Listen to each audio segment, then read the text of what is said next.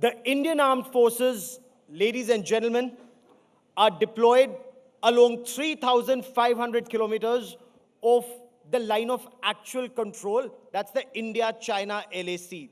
770 kilometers of the line of control. That's India-Pakistan. 110 kilometers of the actual ground position line. That's the Siachen Glacier. Plus, you have a multi-tier grid. This multi-tier grid is of the counter-terrorism operations. And of course, you have the Indian Armed Forces forever in aid of civil authorities. Now, this is how extensively the Indian Armed Forces are forever in operations. Who better to talk about the reforms and reorganization that's taking place right now as Indian Armed Forces perhaps undertake the biggest reforms ever to meet the challenges of the 21st century. May I now invite on stage General Anil Chauhan, Chief of Defense Staff. General Chauhan is former Army Commander, Eastern Command, and former Director General of Military Operations. He was DGMO during the Balakot airstrikes. General, may I request you to join us on stage, please? General, it's an absolute privilege and an honor to have you here with us at the India Today Conclave, and especially at a time when we are talking about an assertive India in an uncertain world. But I want to begin by asking you, in this 21st century, what are the biggest challenges we face as a nation when it comes to our security challenges? I think if you look at the armed forces, the biggest challenges would be mostly external, and thereof our immediate concern. But then external challenges also unite a nation. We've seen it in Balakot, we've seen it in Kargil, we've seen it in Galwan. If you look at the other side of this, the eternal security challenges, which have vociferous tendencies, sometimes they also become challenging. We need to look at that particular aspect also. As far as the armed forces are concerned, the immediate challenges are the rise of China and the unsettled boundary, probably. We have two neighbors, both adversarial to us. Both of them profess that their friendship is higher than the Himalayas and as deep as the oceans, and they're both nuclear capable. But over here, both of them are actually predictable. We know that these are the kind of threats. What is unpredictable, and for us, the biggest challenge would be the way warfare is changing in the future. Because of this, we'll have to introduce new weapon systems, technologies, tactics is going to change, strategy is going to change, and probably organization systems. So this particular path of how to predict and what path to take right now so that we are in the right place at the right time, that I think is the biggest challenge for us. And General, we live in a very uncertain neighborhood, as you very rightly pointed out, sir. We have an expansionist nation on one side, we have a state sponsor of terror on the other, plus the subversive elements within. If you were to grade the threat that we face as a nation, how would you grade the threat that we face, sir? I think the first part, actually, I would have answered it. In the first question itself, I think the rise of China, its assertive nature, I think that's the biggest challenge. The only silver lining in this is that its rise hasn't been so peaceful. So it's got a large number of nations, like-minded nations, united together. And hence, for Chinese to achieve their geopolitical aims, would be slightly difficult. I think that, for us, would be the biggest challenge, I foresee. But as we face this challenge in the Himalayas, does our geographical location also provide a solution to the challenges that we face, especially going ahead? I'm a strong proponent of geography. It shapes the strategic outlook of nations. For us, the Himalayas have been providing us security since ages, But of late, because of advancement of technology, you can know that the Himalayas are no longer an impediment because you have missiles, you have aircrafts, and then, of course, we've been able to breach it by advancing mobility options in Himalayas. So, to some extent, the impregnability of Himalayas, I would say, has diminished slightly for us. But then, of course, we also have a geographical advantage because of our peninsular shape, which juts out into the Indian Ocean, flanked by two island territories, which gives us a lot of strategic depth. And the access to Indian Ocean region is very, very restricted, and we enjoy a predominant position. So I think we need to balance out between our continental challenges and maritime challenges. So, if there is a problem in the Himalayas, the solution lies in the Indian Ocean. I won't put it across like that. You know, if our immediate challenges and problems, of course, are land-centric. That's because of unsettled borders and problems with Pakistan. But if a nation, we have to grow, actually. We may be part of this Asian landmass, but actually we can't travel through this Asian landmass. You know, we can't travel because China continues to occupy Tibet, and then we have a problem with the Pakistanis on the western side. If you look east, Myanmar is, embroiled in kind of a problem. So if you look, India is kind of like an island nation, actually. And the only way for India to grow is towards the seas, which I just mentioned. So our destiny, I would normally say, lies in the seas. And there's a way where opportunities also lie. So my threats may be in the continental domain, but the opportunities lie on the seas. That's a big point you're making, sir.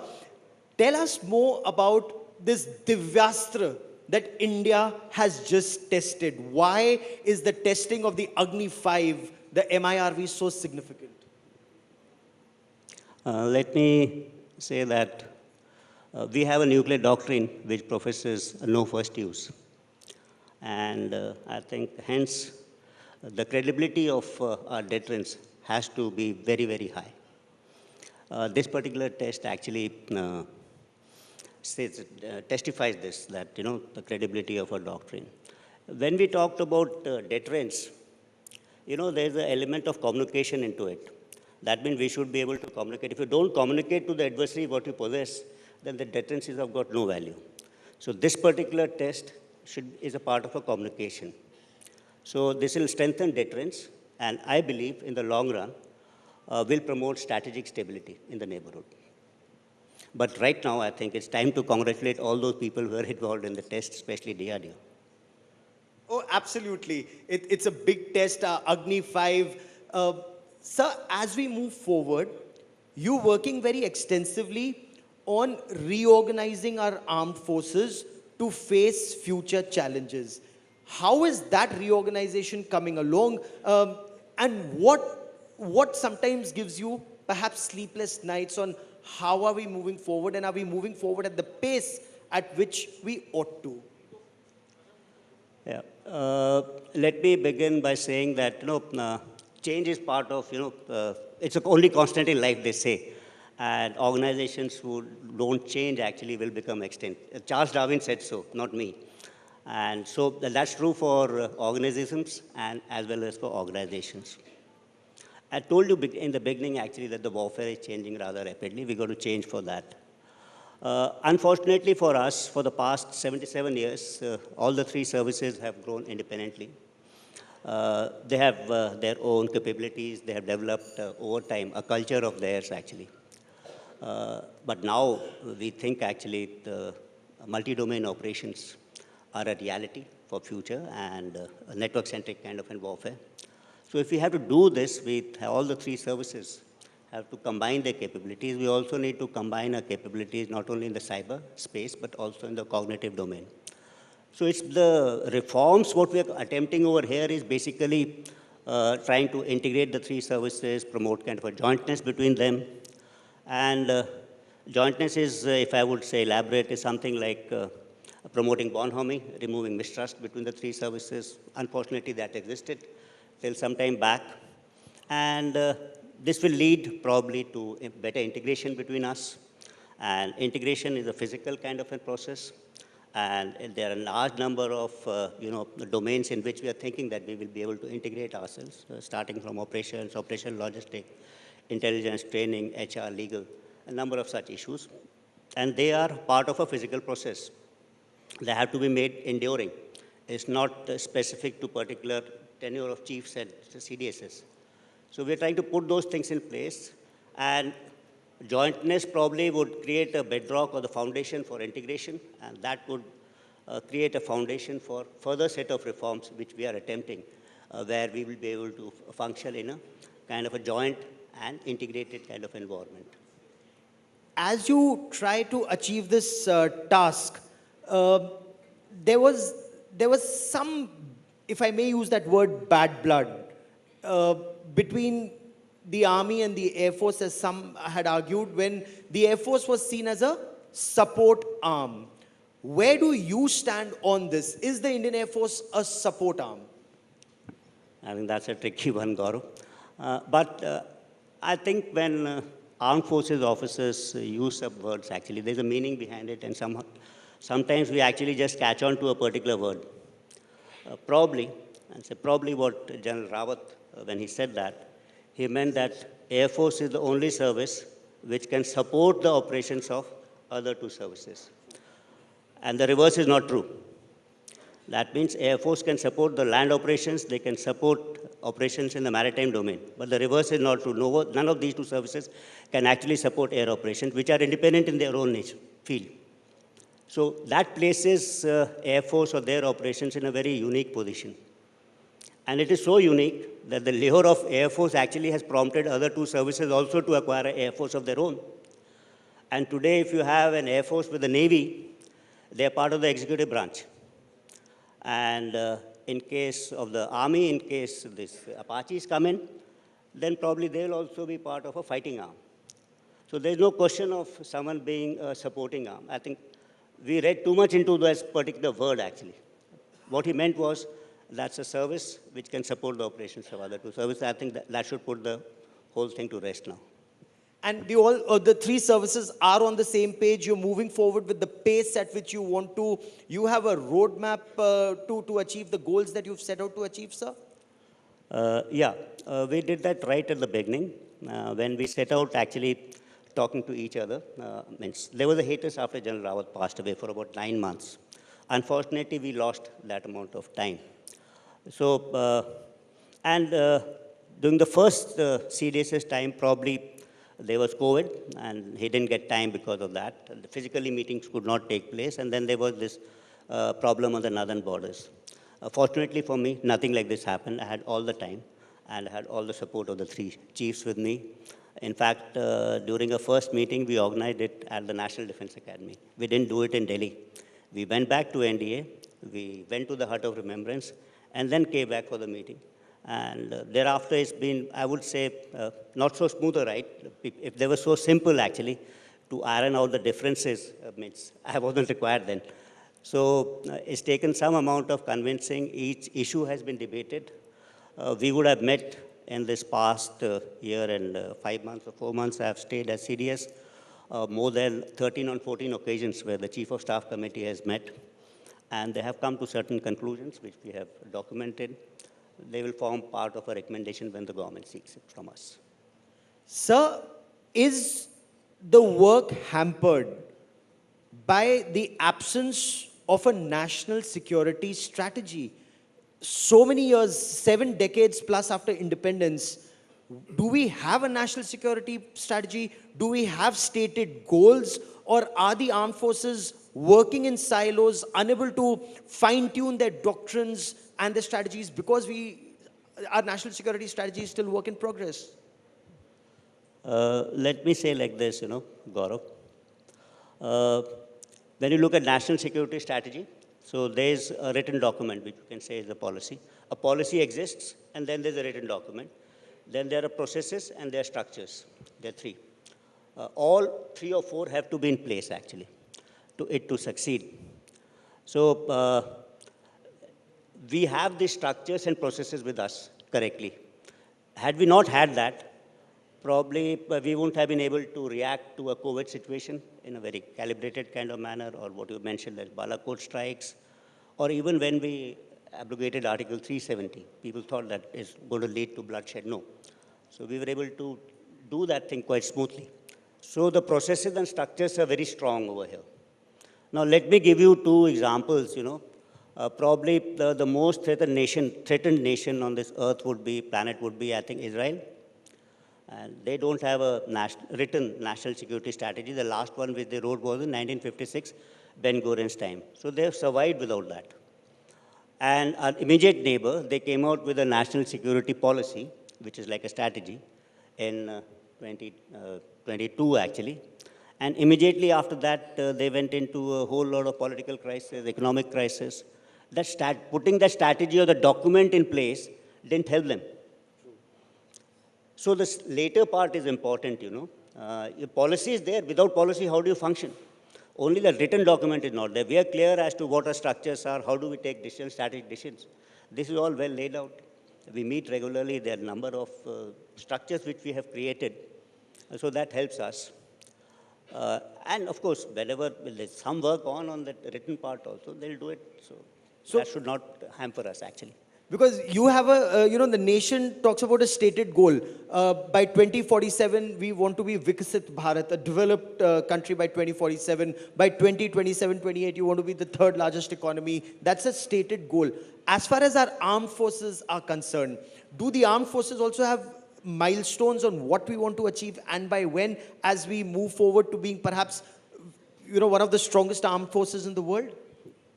Yeah, you're right. So, recently, there was a talk about, the national vision, that is 2047, that we want to be a strong India, a Shashakt Bharat, a developed country, actually, Samriddha Bharat.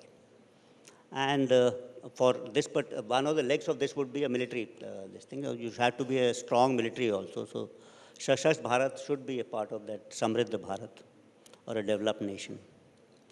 So, as far as the armed forces are concerned, from this national vision, we are trying to draw out a vision for ourselves, which should be applicable to 2047. We have trying to divide it into 3 timelines. One would be of immediate, let's say 2027 or so, in which we have great amount of clarity as to what we want to do, which I just mentioned about jointness, integration, and joint structures for conducting operations. What kind of capability which we have, which we desire and we will get.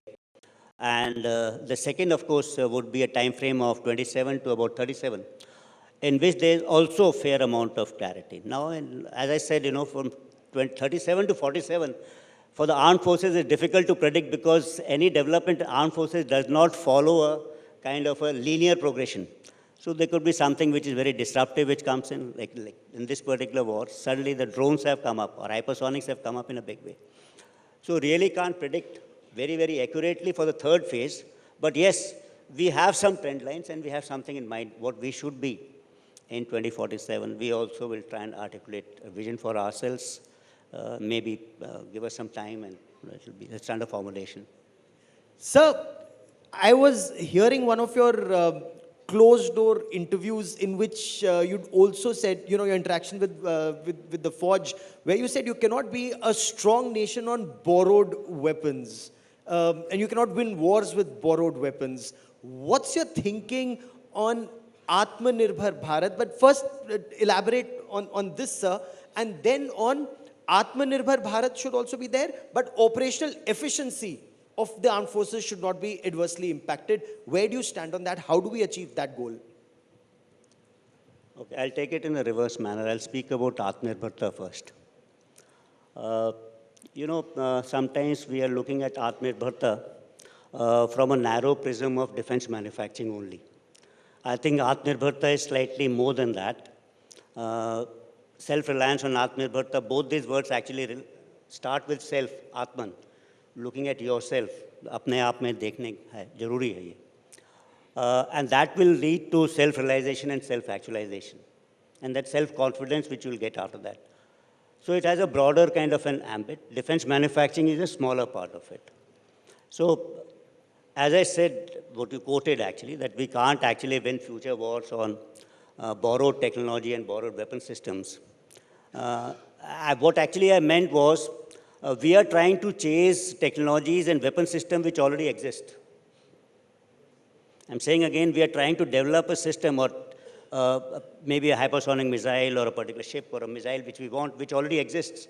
People have developed, and then the DRDO, etc., are trying to chase it. Then we will induct it into the armed forces, or change our tactics, adopt a tactics to incorporate that system, and thereafter we'll change an organization. If we continue this process, we'll always be behind that curve. We'll never reach ahead. So what I have been trying to propagate for some time now is that a tactics-led kind of a thought process or development in which we decide as to how we forward to fight the future war. And that is absolutely unique to our circumstances, our methods of fighting a war, which is based on our kind of a terrain, our realities, our adversaries. And once we decide that, then we look at supporting technologies and weapon systems which will fructify that particular tactics. And when we do that, then we beat that curve which I said you and come up ahead along with the developed nations. So we'll have to, for doing all this actually, there'll be a lot of mindset change which we will require. So that's the focus and emphasis would be. And when we talk of future wars, we're looking at what's happening around us in the world. A Russia-Ukraine war, which was seen as a short, sharp special operation, has been on for 2 years.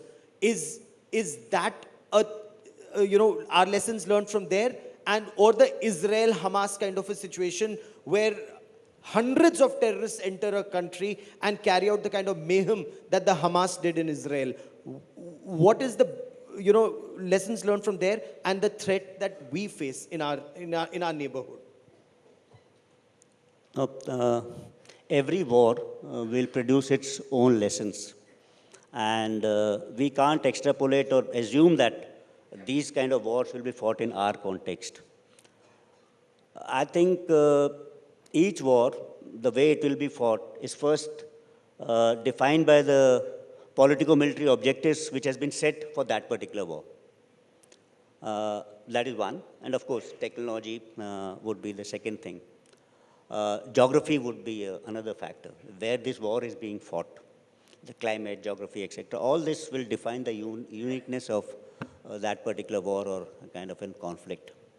So like in the Ukraine war, if geopolitical objective or politico-military objective was to retain amount of territory, the lesson is that, if you retain territory, there's going to be a very prolonged war. So that's a big lesson actually for us. And high-tech, surveillance systems, etc., are not a solution for actually keeping boots on ground as far as surveillance of your borders or dominance of your borders are concerned. I think these are two big lessons for us. But as I said, our scenarios, our wars, which we think would be based on our geography, our threats, and our adversaries, and it will be entirely different from what the wars which you just mentioned. Sir, since you mentioned boots on ground, that would mean we would need soldiers to protect our borders or achieve our aims. Of late, there has been tremendous criticism, General, of the Agniveers, where some people argue, some have argued that they are not as capable or will not be as capable as long-term soldiers. And by the time they're trained, vis-a-vis deployment at the LAC, they'll be, perhaps they'll not as good as the Chinese soldiers. That is being argued. Where do you stand? Because you train soldiers, you guide soldiers, you use soldiers in combat. Where do you stand on Agniveers? Again, I think that's a view which I have also read, against Agniveer. Who is going to use these Agniveers? It's a commanding officer, people who are on field actually. Is there any, dissonance among them? No. See, these guys are quite happy because ultimately a commanding officer who is at the cutting edge of combat, he gets to choose what kind of people he wants actually in his unit. What could be better than that? So people who are going to use this, the Agniveers have no problem. The people who are going to use or work with these Agniveers, who will be part of the team to fight a war or a combat situation or operationally get deployed, they have no issues. The larger issues are from outside actually. Some of them are from our own veterans actually. So I won't talk about others, veterans, because times have changed, but sometimes you get stagnated and you think about a particular thing. So I think you have to have a fresh kind of a look. This is a very transformative kind of a scheme. And this is not only for the armed forces, but it's going to strengthen the nation actually, I presume, in times to come. And that's the way I look at it. And it's working out well. We've had no issues till now. Two batches are already there on training. The first batch in 27 actually probably would come out. And there's a lot of time for us to look at if there are any shortcomings in this scheme. But as of now, I think people who are using this have taken a feedback from the soldiers who are there as Agniveers. We've taken up a feedback from the commanding officers who find them absolutely fine. So I don't think there's a problem on those two accounts. It also has a major advantage if I look at it strategically. Just mentioned about a long duration war or a Ukraine kind of a war. We earlier had the system of reservist liability. With this scheme, there's not going to be a reservist liability. Earlier people, if he retired, say, a soldier after 17 years, he's a 2 or 3 years of reserve liability he had. So that system didn't work out well, actually. We've not been able to use it or test it, actually, after 71. In this, by a simple notification, I can increase the terms of engagement to 5 years. I have 50,000 soldiers extra for that particular year. What better this thing? In times of national emergency. Otherwise, we continue like this. I think it's a very good scheme. You think Agniveer is a good scheme, it's working, and it gives you reservists. Overall, when you look at the national security scenario, it's often said that armies are used only when diplomacy fails. Otherwise, armies only ensure that there is no transgression or your border is not vulnerable. Are our borders vulnerable, either the northern borders or the western borders? Is the threat from a financially weaker Pakistan diminished or remains as big as it was? Let me again take the later part first. Pakistan may be in economic kind of in turmoil and maybe politically also slightly unstable. Now, of course, they have a proper government. But militarily, there's no been denting in his capabilities, actually, and we should never consider an adversary.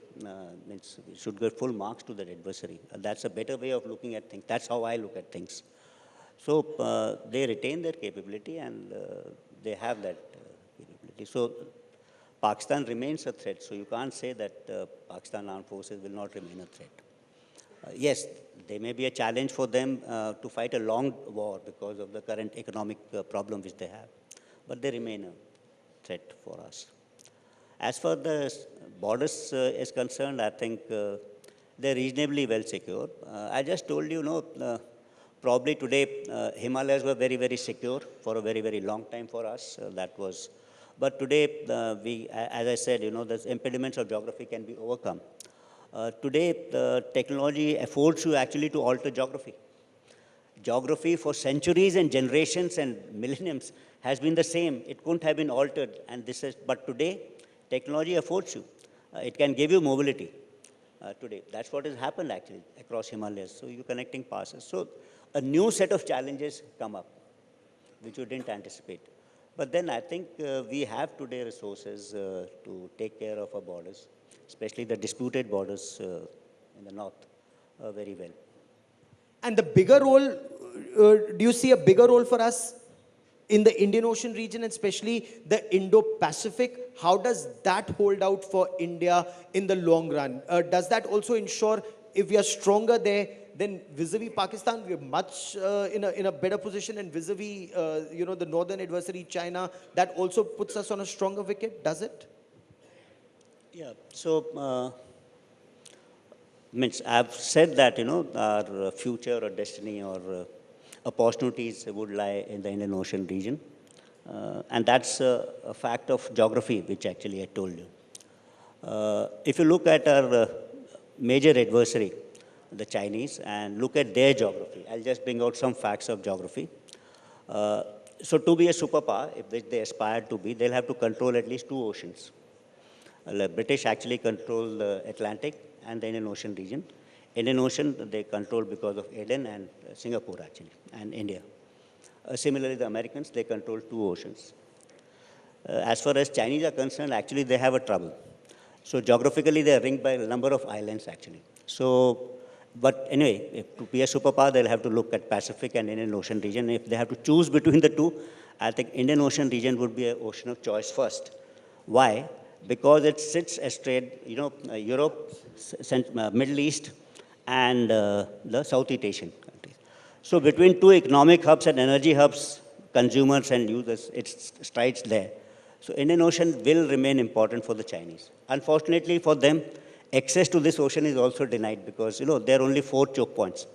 So that's, again, a geographical disadvantage for them. So for us, we presume that once the plan is, today there are 350 ship navy, tomorrow there may be in 2047 a 500 ship navy. When that happens, obviously this area will become contested, but then of course, we also would be stronger by then. We also will be stronger by then, और हमें अपनी अब शक्ति को पहचानने की आवश्यकता है, which is where we are moving forward, more assertive in this uncertain world. General Chauhan, for joining me here on this India Today special, as always, many thanks, sir. Thank you.